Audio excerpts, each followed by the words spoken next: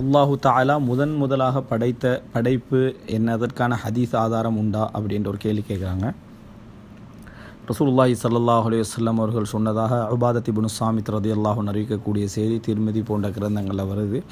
அவ்வளு மா ஹலக்கல்லாஹு அல் கலம், அல்லாஹு தாலா முதலாவது படைத்தது பேனையை.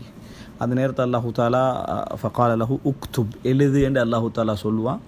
அப்போ அதுக்கு அல்லாஹ்விடத்தில் கேட்டது மாதா அக்துப், நான் என்ன எழுதுவது? ஃபஜரா பிமா ஹுவ காயினுன் இலா யௌமில் கியாமா, அதாவது இந்த உலகத்தில் எதெல்லாம் நடக்க இருக்குதோ அதெல்லாம் தான் எழுதுன்னு சொன்ன நேரத்தில் ஃபஜரா அது என்ன எழுதியது, என்னென்னலாம் நடக்க இருக்குதோ அத்தனையும் அதை எழுதி முடித்தது அப்படின்ற ஒரு செய்தியை நம்ம பார்க்குறோம். அப்படின்ற அல்லாஹ் ரப்புல் ஆலமீன் அந்த பேனையை கொண்டு இந்த உலகத்தில் நடக்க இருக்கக்கூடிய எல்லாவற்றையும் எழுத வைத்தான் அப்படின்ற செய்தி பார்க்குறோம். இதில் ரசூல் ஸல்லல்லாஹு அலைஹி வஸல்லம் அவ்வளு மா ஹலக்கல்லாஹ் அல் கலம், அல்லாஹ் தஆலா முதலாவது படைச்சது பேனை என்று சொல்கிறாங்க. இன்னொரு செய்தியில் பார்க்குறோம், அந்த நேரத்தில் வகான அரஷுஹு அலல்மா, இறைவனுடைய அர்ஷ் தண்ணீரின் மீது இருந்தது. அந்த நேரத்தில் இறைவனுடைய அர்ஷ் தண்ணீரின் மீது இருந்தது என்று பார்க்குறோம். அப்போ இதனால் இஸ்லாமிய அறிஞர்களுக்கு மத்தியில் இதை வரையறுப்பதில் ஒரு சின்ன கருத்து முரண்பாடு இருக்குது. பல கருத்துக்கள் இதில் இருக்குது. அதில் நம்ம அதாவது 2 கருத்துக்களை நம்ம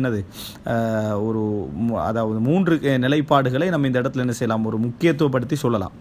அதில் ஒன்று என்ன அப்படி என்று சொன்னால், பேனை முதலாவது படைக்கப்பட்டது ஹதீஸில் வாரதுனால படைப்புக்களில் முதலாவதே பேனை தான் அப்படின்னு சொல்லணும் அப்படின்னு சொல்கிற ஒரு நிலைப்பாடு.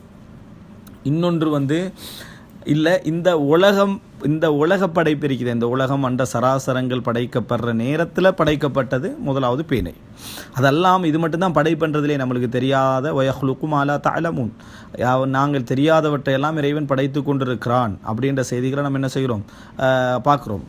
எனவே அல்லாஹு தாலா தொடர்ந்து படைப்பாளனாக இருந்து கொண்டிருக்கிறான் என்கின்ற அடிப்படையில் அல்லாஹு தாலா இதற்கு முன்னாலும் பல விஷயங்கள் என்ன செஞ்சுக்கிறான், படைத்திருக்கிறான்.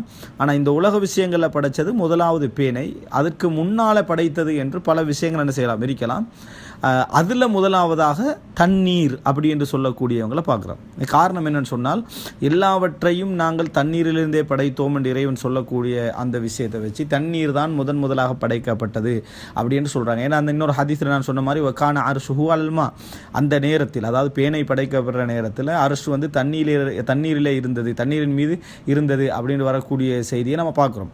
அப்போ எனவே இறைவன் தண்ணீரை படைச்சி அதுக்கு பின்னால் அர்ஷை படைத்து சும்மஸ்தவா இல்ல பின்னர் அல்லாஹ் தாலா சும்மஸ்தவா அலல் அர்ஷ், பின்னர் அல்லாஹ் தாலா அர்ஷின் மீது அமர்ந்தான் என்று சொல்லக்கூடிய அந்த கருத்தும் நம்ம பார்க்குறோம். இப்போ இந்த 2 அடிப்படையில் நம்ம பார்த்தோம் என்று சொன்னால், முதலாக பேனை என்று படைக்கப்பட்டது இந்த உலக படைப்புகளில் முதலாவது பேனை. அவ்வளு மா ஹலக்கல்லாஹுல் கலம், அல்லாஹு தாலா முதலாக படைத்தது பேனையை. அந்த ஹதீஸுடைய தொடர்லையே வகான அர்ஷுஹு அலல்மா, அந்த நேரத்தில் அர்ஷ் தண்ணீரின் மீது இருந்துட்டு வருது. அப்படின்னா அர்ஷும் ஒரு படைப்பு, தண்ணீரும் ஒரு படைப்பு. எனவே இந்த உலக படைப்புகளில் முதலாவதாக பேனை என்பதும், அதுக்கு முன்னர் படைக்கப்பட்ட அர்ஷு தண்ணீர் அப்படி என்றது அதுக்கு முந்திய உலக படைப்புகளில் ஆரம்பமானதாகவும் நம்ம என்ன செய்யலாம், எடுக்கலாம்.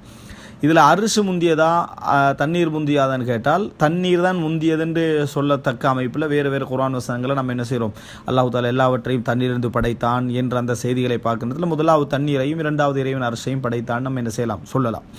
ஆனால் இந்த உலக படைப்புகளில் முதலாவதாக பேனை படைத்தான் என்றுதான் நம்ம பார்க்க முடிந்தது. இது அல்லாமல் வேறு பாத்திலான சில கருத்துக்களை சொல்லக்கூடிய அகைதா உள்ளவங்களும் இருக்கிறாங்க. உதாரணமாக ரசூலுல்லாஹ்வை தான் அல்லாஹ் தஆலா முதலாவது படைச்சாங்க, இதெல்லாம் அடிப்படை இல்லாத செய்திகளை, உலாக்கலமா ஹலக்துல் அஃப்லாக்க, நீ இல்லை என்றால் இந்த உலகத்தை படைத்திருக்க மாட்டேன் என்ற மாதிரியான செய்திகள்லாம் அடிப்படையற்ற ஆதாரமற்ற செய்திகள்.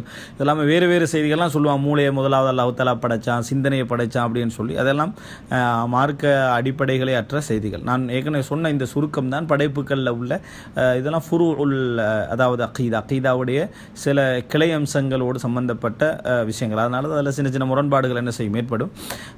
இந்த அடிப்படையில் தான் அதாவது அவ்வளு மா ஹலக்கல்லாஹ், அல்லாஹ் தஆலா முதலாவது படைத்தது எது என்றது இந்த அடிப்படையில் தான் சொல்லப்படுவது. உலக படைப்புகளில் முதலாவதாக நம்ம பேனை என்ன செய்யலாம், சொல்லலாம். இந்த ஹதீஸ் அடிப்படையாக வைத்து திர்மிதியில் வரக்கூடிய உபாதத் இப்னு ஸாமித் ரலியல்லாஹு அன்ஹு அவர்கள் அறிவிக்கக்கூடிய அந்த ஹதீஸை அடிப்படையாக வைத்து